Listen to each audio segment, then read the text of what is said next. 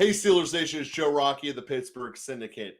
Right before the Steelers do their first practice in pads, which is today, Tuesday, they signed John Lovett. I'm going to be discussing John Lovett in this episode, as well as the overall Steelers backfield. And now that they're in pads and we can evaluate the running game, who my predictions are being the running backs on the final 53.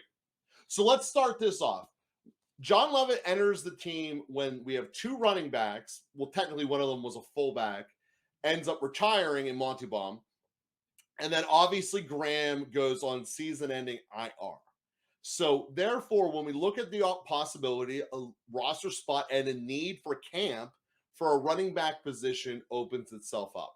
Enter the former XFL Las Vegas star, John Lovett, originally a three-star recruit that went to Baylor, and then did his final year, for all you people who follow Penn State know, at Penn State.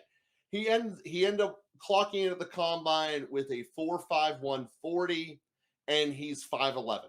So he's basically the same size as all the other Steeler running backs, which is good to know.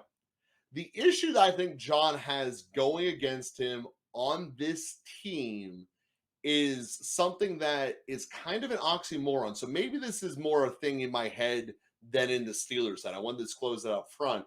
But the Steelers running back room is incredibly young.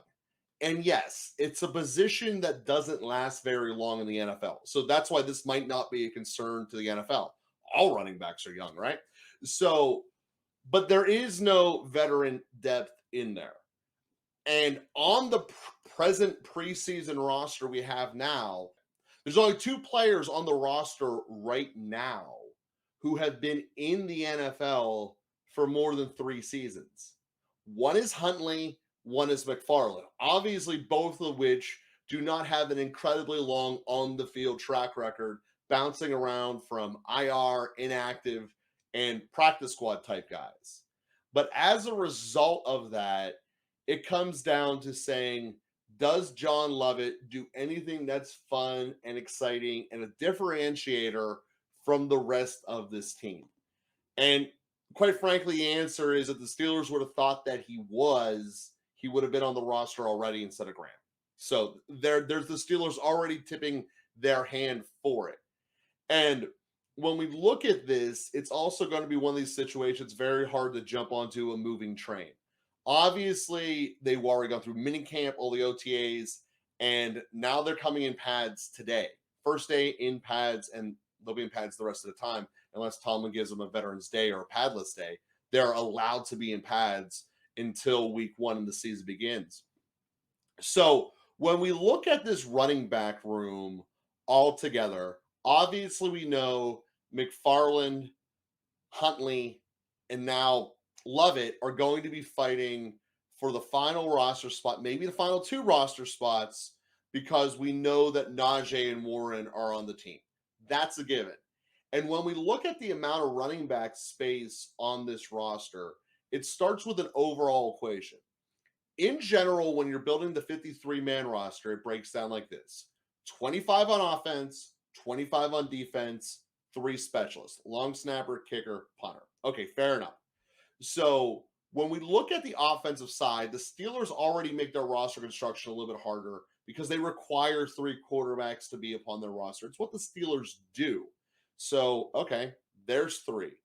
You're going to be keeping at least 8 offensive linemen. You're up to 11. Okay, that happened quick. You're probably keeping 6 wide receivers. Now you're at 18. You have 4 quality tight ends on this roster in Muth, Mount Washington, Gentry, and Hayward. Now you're at 22. That only leaves 3 running back spots left.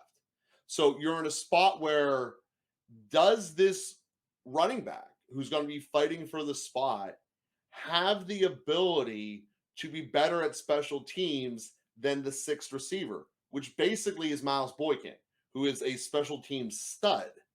And that's going to be a big part of what this running back situation comes down to. And it becomes even harder when we have to whittle it down to the 45 men on game day. So I'm counting Connor Hayward as a tight end of this equation because I believe that all 4 of those tight ends are making the team. which includes Gentry and Connor Hayward. So therefore, we have, I believe, two viable people fighting for one spot. And I think that comes down to Huntley or McFarland. And I did a little video with a deeper breakdown into Huntley earlier in the offseason. The long story short is he has the speed element and that Warren has, but closer to the height that Najee has, just with less power. He obviously hasn't been able to stick and grasp in the league. He's bounced around from about 4 or 5 different teams for various reasons. Mostly, it's really hard to get a job in the NFL. And this guy is probably what the baseball people would call a 4A player. Like, he's better than AAA. There's no doubt about that, but he's not starting in the pros level yet. And the reason I lean more towards Huntley than McFarland is a twofold element. The first one is this: Huntley is an unknown.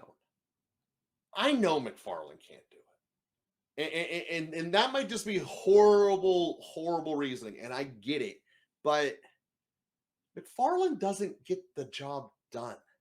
He ends up being eye candy the same way that any return man is when they're on the field in offense. So to give perspective to that statement, last year when Sims was the return man, he got the ball between 60 and 70% of the offensive plays that he was on the field.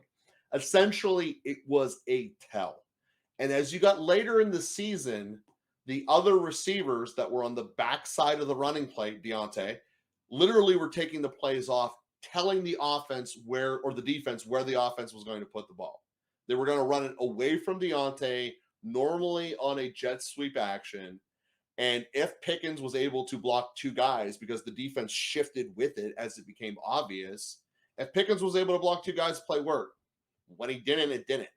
And that was the fact of life. It's a very hard thing to do when you're giving exclusive tells based upon player personnel. McFarland, when he's not the only running back on the roster, is the exact same way. And this is going to dive into another massive problem I've had with Canada for every camp he had, and he's doing it in the part 3 of this one. He puts 2 receivers on the field during training camp constantly. But when we get to the actual regular season, it doesn't happen. And aside from counting Connor Hayward as a fullback for our short yardage, it doesn't happen at all. Like, it's 0%. And we're wasting all this time with McFarland going in sweep motion to look like a slot guy. McFarland's never going to be on a slot on a relevant play of this season. He's not better than Robinson. He's not better than Deontay when he's in the slot. He's not better than Austin. All of these options are better, not to mention he's not a better person with a ball in his hand than what Washington will be when he's catching the ball 12 yards downfield. So when you look at the McFarland shiny eye candy of him running around, it's something we waste time at in training camp, which is really rare when you look at it. They only get 2.5 hours a day to practice. And normally people are getting 3 reps or less per session. So to waste them on something that's not going to materialize in a game is completely horrendous management from Canada's perspective. And it's also just a waste. So that is a second reason that I am in line with getting rid and moving on from McFarland. And it's at no fault to Anthony at all. It's really not. In a lot of ways, Huntley is very similar to McFarland. But when push comes to shove, Huntley is not going to be getting the we have to give him the ball, we have to put him on the field thing that McFarland is. Also, I know McFarland can't tackle. It's a fact. On special teams, on punt returns, you like people to tackle. And giving Huntley the ability to do that, if he shows up consistently and reliable to do it, is probably going to be the difference. This third running back is 100% going to be a special teams decision. We already know Tomlin doesn't give the ball to a second running back when everyone's healthy. When Najee became healthy, Warren's carries fell through the floor. Granted, Warren also missed a couple of games during that span at the end of the year. But even in games where they both were dressed, it went back to old school. You're only coming in whenever Najee needs a hard rest. And that's how Tomlin runs an offense. So the need for the third running back position is there. It is certainly the weakest room on the offense. But if you're going to stack yourself at tight end and at wide receiver, that's fine. But you also have to do what the Steelers were not willing to do last year. You have to let Kenny Pickett throw the ball over 60% of the time. League average is 60. Last year, we were at 55% of our plays were passes. They did not let Kenny do it. Regardless of what they're trying to sell, they are not letting Kenny do it. And most importantly, the balls need to go deeper downfield. So with that being said, Steelers Nation, I am interested in the John Lovett signing. I don't think it's going to be a world beater. I think the guy has an incredibly uphill battle. But that being said, if he ends up being the guy who makes the team and he successfully accomplishes that uphill battle, he will have had no favors in his court and he will have earned every single ounce of his given power. So it'd be a great story to root for. It's a highly unlikely one, but it's also something that, it's worth rooting for the underdog. And for those people that are rooting for an underdog, this will be a situation. If we were on Hard Knocks, he's probably one of the guys that they'd be following. So with that being said, Steelers Nation, we appreciate you. Be with you tomorrow and enjoy them finally hitting out there in Latrobe.